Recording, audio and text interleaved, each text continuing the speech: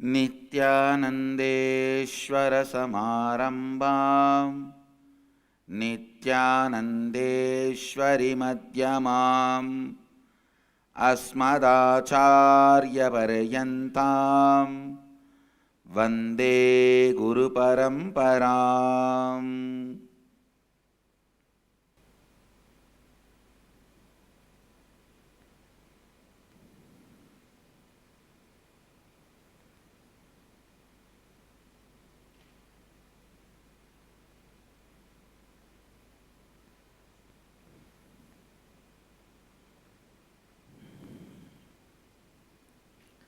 I welcome all of you with my love and respects.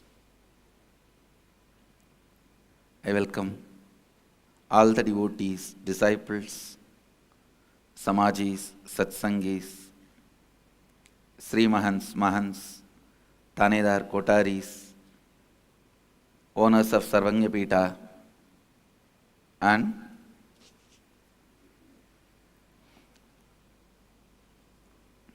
everyone who is sitting with us all over the world through Nityananda TV and two-way video conferencing, having Nayana Diksha. I welcome all of you with my love and respects. Today, 9th day of Venkateshwara Brahmotsava, Venkateshwara Srinivasa is gracing all of us on Swarna Gajavagana, the golden elephant vehicle.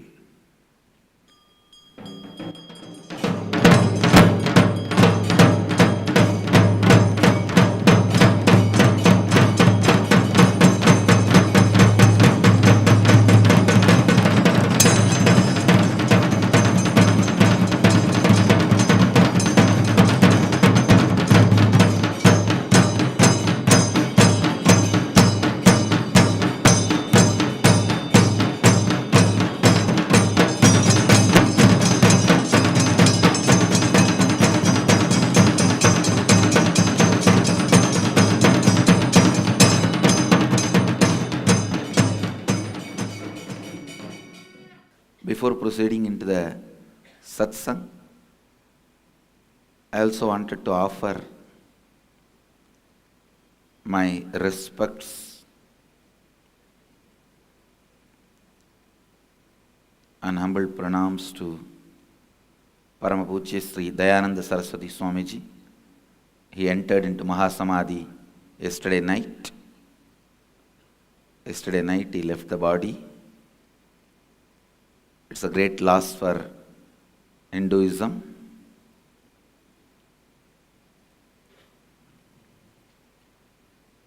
He worked tirelessly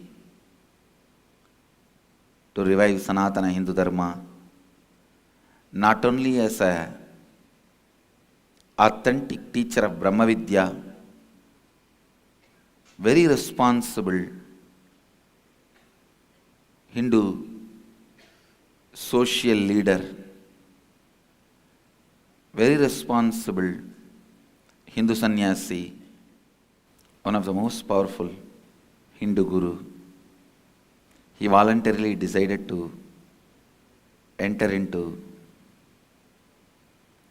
Mahasamadhi and left the body yesterday night. Me personally and on behalf of the whole Nityananda Sangha, I offer my humble respects at his feet. He will continue to be available to guide everyone.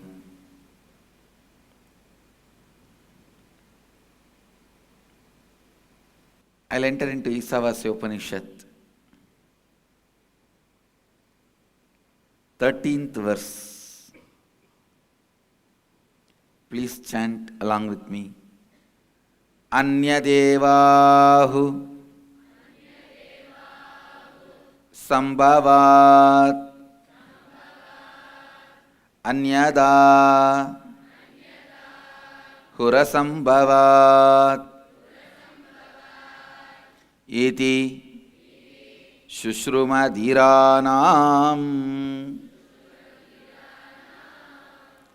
ये नस्तत् विचचक्षिरे. Please repeat along with me. Anyadevahu sambhavat anyada hurasambhavat iti shushruma dhiranam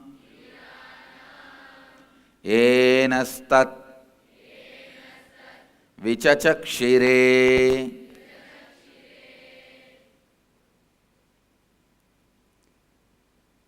Anyadevahu sambhavat anyata hurasambhavat iti shushruma dhiranam enastat vichachakshire. The translation goes, it is said that from the worship of the imperishable consciousness, the cause of manifestation, sambhavat, certainly a different result is attained. And it is said that from the worship of the manifested, perishable entities, asambhavat, such gods, spirits, ancestors, a very different result is attained. Thus we have heard the revelation from those wise beings who explained that absolute principle to us. I'll repeat once more. It is said that from the worship of the imperishable consciousness, the cause of manifestation, certainly a different result is attained. And it is said that from the worship of the manifested, perishable entities, such as gods, spirits, ancestors, a very different result is attained. Thus we have heard from those wise beings who explained that absolute principle to us. Listen. What should be your goal? What needs to be worshipped? What should be the ultimate cherished object of you? That question is being analyzed and answered here. Listen. What should be the cherished goal? Please understand. Whatever you cherish as goal is only worshipped by you. Worship does not mean the few minutes you bow down or a arti you show or a food you offer. Worship means what you constantly remember as highest possibility for you. What you constantly remember as completion of you. What you constantly remember as possibility of you. If you think money will bring fulfillment to you, money fulfills you, naturally money is only worshipped by you. Even if you worship any god in any form, you are only worshipping for the sake of money. So, money is only worshipped in this form. If you are worshipping Lakshmi for the sake of money, you are actually worshipping only money, not Lakshmi. Lakshmi is only, as long as she is the embodiment of money. Suddenly if Lakshmi decides, I am not going to disperse money to people who call upon me, you will stop worshipping. So understand,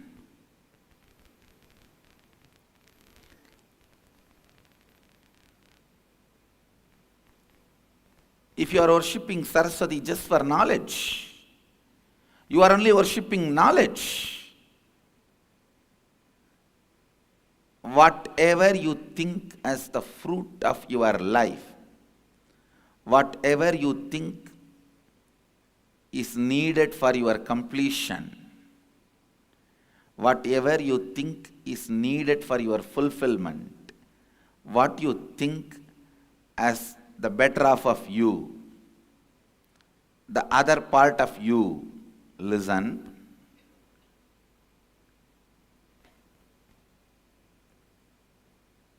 In one of his teachings, Ramana Maharshi says very clearly,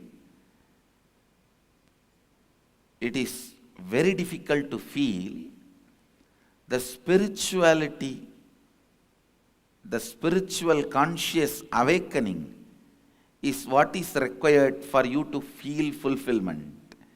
Because most of us never become sensitive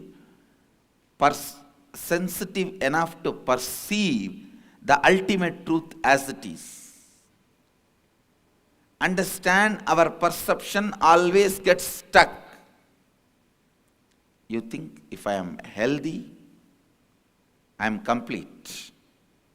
If I am free from the problems I am going through, I am complete. If I have wealth, I am complete. If I have financial freedom, I am complete. If I have this freedom, that freedom which comes due to this reason, that reason, I am complete. Understand, even to perceive, it is spiritual awakening. Which is needed for your completion, happens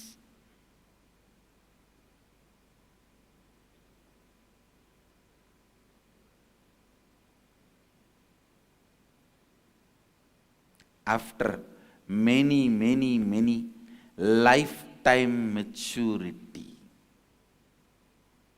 Please understand, it takes many lifetimes to achieve maturity.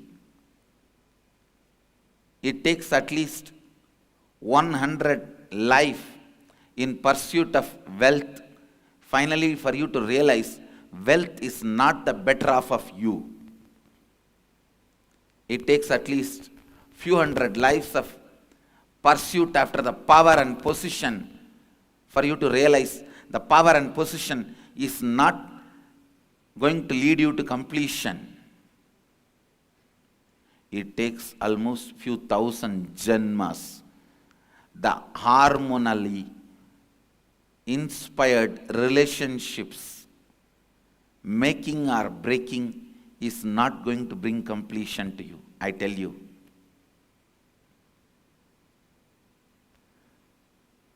Somebody asked me recently, why do you give Brahmachari Diksha, Krama Brahmachari Diksha to the Gurukul kids, small boys, small girls? I tell them, I am just discovering, trying to find out how many matured souls I have.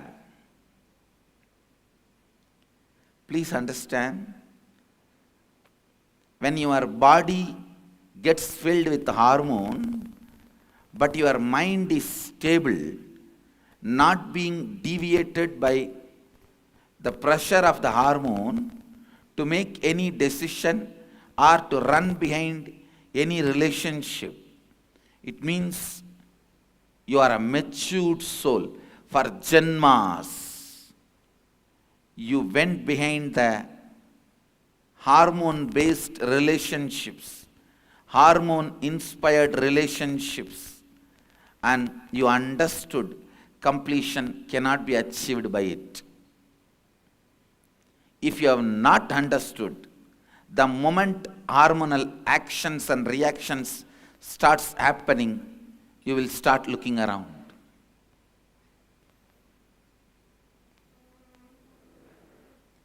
And I am not saying you are not supposed to look around or you are supposed to look around. It's up to you. When you start looking around, naturally I tell you, drop the Krama Brahmachari Diksha. It's very rare. After many janmas, the intelligence to handle the hormonal pressure ripes. Understand, but it ripes.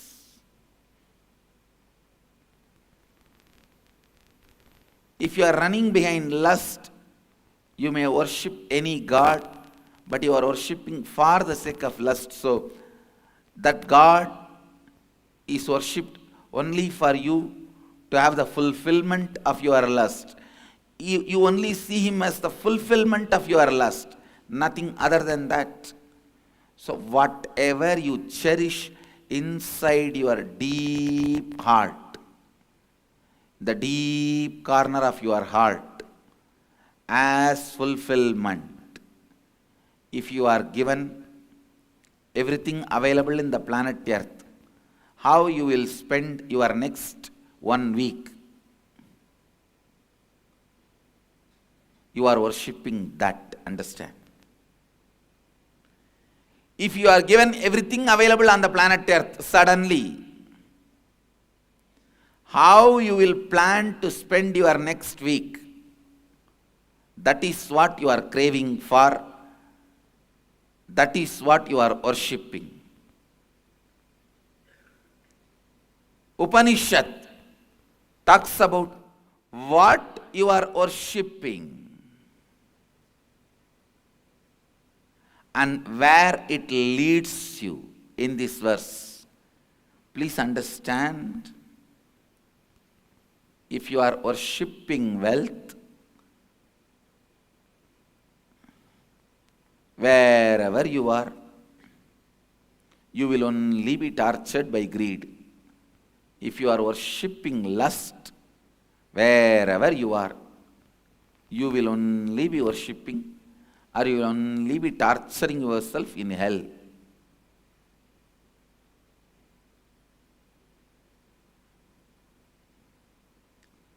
Because lust happens out of a deep, incomplete pattern that it is not going to be given to you. Please understand.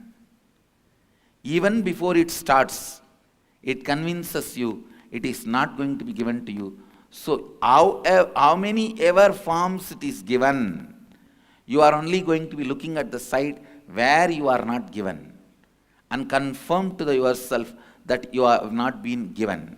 Self-destructive mechanism. Self-destructive mechanism. Understand what is it you are looking in your life. What is it you feel as the goal of your life? What is it that you strongly believe will fulfill your life? That is what you are worshipping.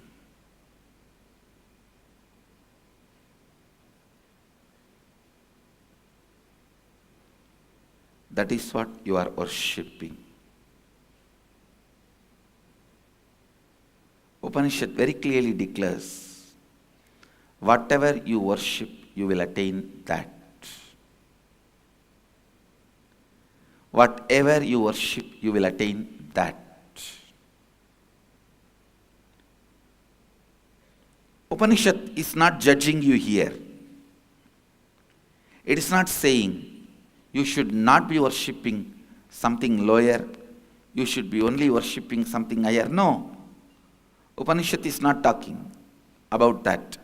It's only reminding you the highest law of existence.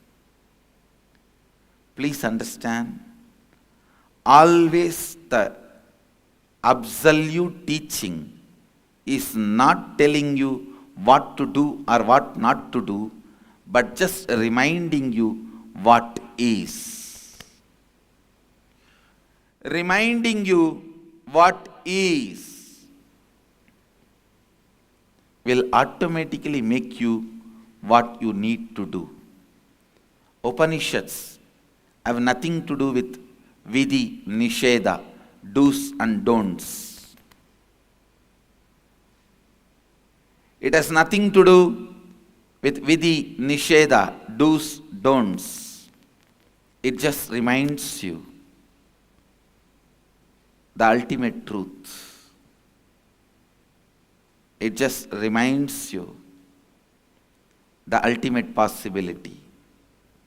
It just reminds you what is the truth. It just reminds you whatever is ultimate. It just reminds you the reality. Look in, find out what you are worshipping. Is it power? Is it money? Is it name and fame? Or is it the enlightenment, the conscious awakening? Look in and find out what are you worshipping. Look in and realize what are you worshipping. Please understand.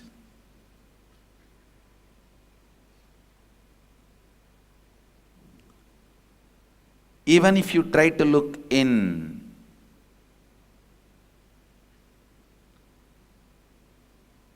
find out what are you worshipping. Even if you look in, see what are you worshipping.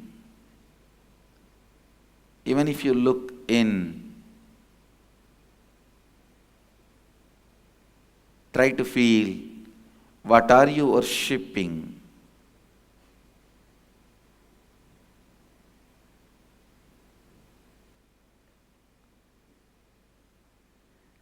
The very looking in will evolve your perception. Understand? Evolving the perception. Evolving the perception is all this verse expects to cause in you. Evolving your perception.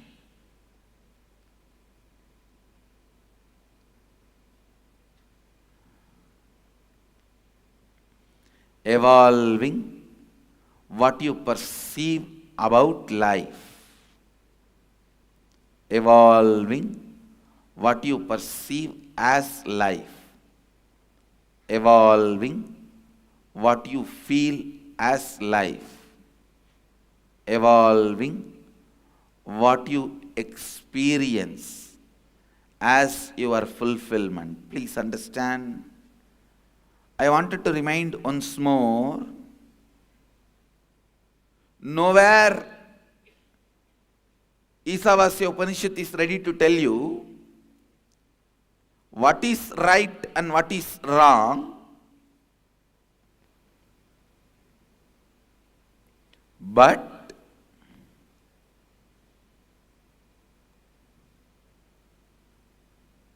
it very clearly reminds you about the truth.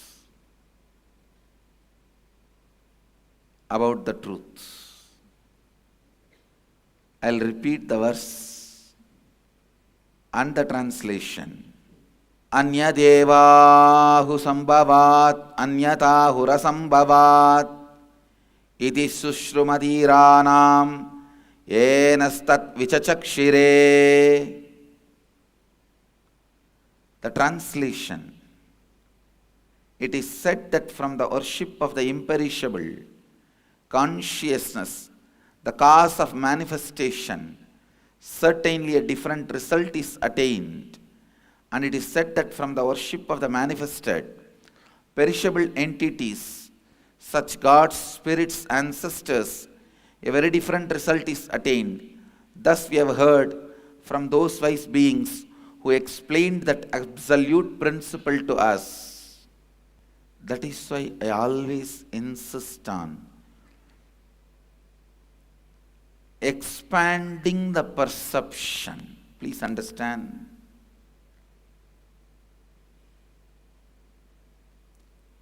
Even if you build the body with yoga, what's the use? You may live 200 years. There are monkeys living 500 years. There are tortoises living 600 years. There are trees living 1000 years. What's the use of it? The number of years you live, breathe, is not the goal of yoga or Hindu tradition.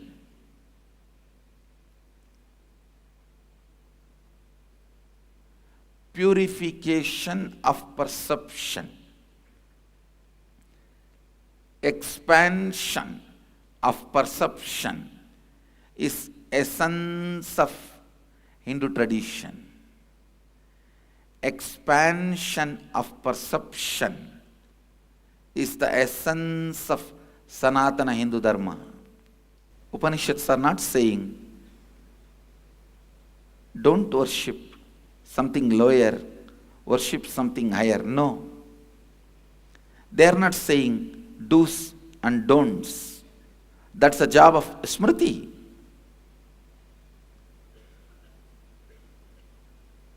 Upanishads are not giving any vidhi and nisheda, do's and don'ts. It's only gently reminding you the law of existence, the law of cosmos.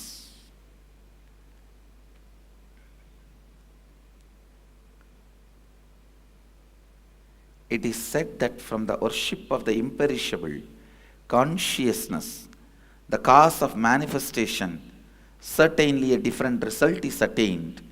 And it is that from the worship of the manifested perishable entities, a very different result is attained. Thus we have heard from those wise beings who explained that absolute principle to us. Expansion of the perception. Yoga strengthens your body. Completion expands your perception. That is why I insist on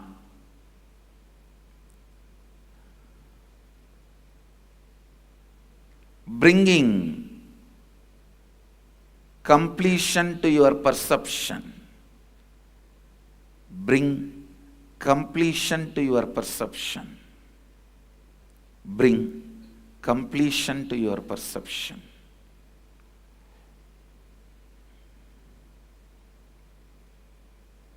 More and more you complete all the incompletions, the more and more your perception will expand. The perception expands with your incompletions melting down. With that, the Kundalini awakening and the enlightenment, or whatever, the powers expressed because of enlightenment. Please understand, all the powers are flavors of enlightenment. All the powers are flavors of enlightenment. Awaken the conscious fulfillment. Awaken the need for conscious fulfillment in you. Awaken your larger perception about life. You will see Kundalini awakening happens. You will see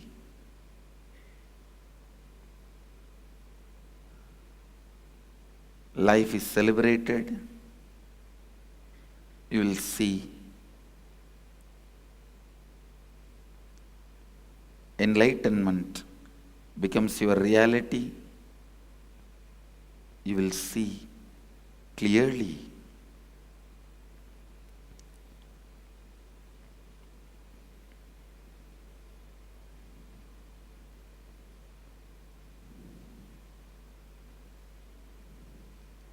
What Upanishad is trying to declare through this verse.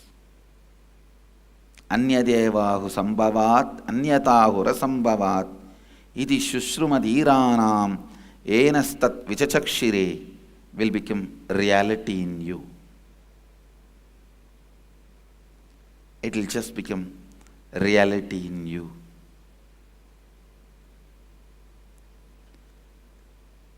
Every process I do, whether it is Shivoham process or completion process or inner awakening, every process I do is just to make this experience as reality in you. To make this as reality for you, everything is done. Everything is done just to make this as reality in you. Anyadevahu sambhavat anyatahu rasambhavat idi shushrumadhiranam enastat vichachakshire. It is said that from the worship of the imperishable consciousness, the cause of manifestation, certainly a different result is attained. And it is said that from the worship of the manifested perishable entities, such gods, spirits, ancestors, a very different result is attained. Thus we have heard from those wise beings who explained that absolute principle to us. Make this as your experience. Make this as your reality. Make this as part of you. Make this as you. This is the nectar, the Amrita. Actually, exactly this is what has happened in everyone in Kumbh Mela. Now I can see how the perception of people expanded. The perception about themselves or perception about others or perception, how it changed. Perception about the reality of life. Anyadeva hurasambhavat. I have seen in Kumbh Mela what people worship started changing.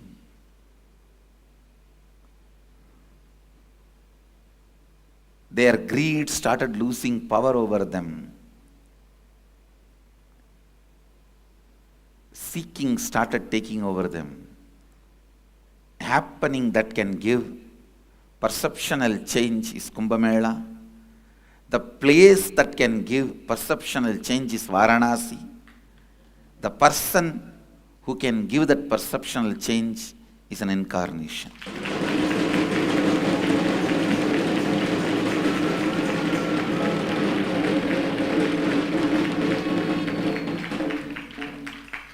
If you missed Kumbh Mela, don't worry.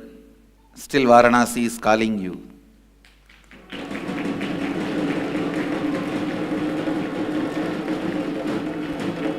Still an incarnation is calling you.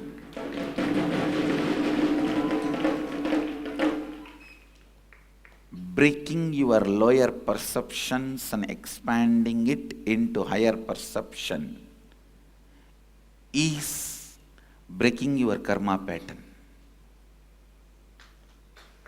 Breaking your lower perceptions and making it into a higher perception is breaking your karma pattern.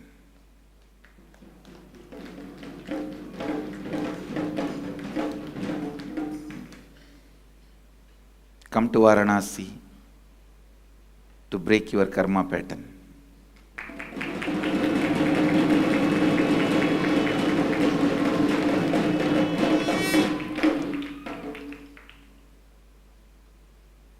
Inner awakening expands your perception. Inner awakening is calling you. Inner awakening expands your perception. Inner awakening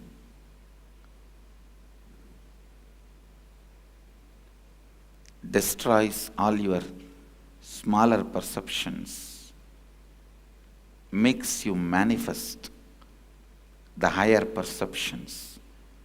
Naturally, you start cherishing, worshipping the imperishable consciousness, not the perishable entities. Imperishable consciousness, not the perishable entities. So with this, I bless you all.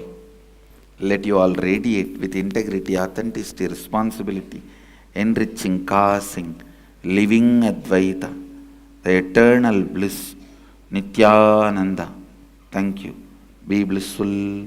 Nityananda Dhyanapītam, Nityananda Nagar, off Mysore Road, Bidadi, Bengaluru. Phone 08027279999. www.nityananda.org, www.youtube.com/Life Bliss Foundation.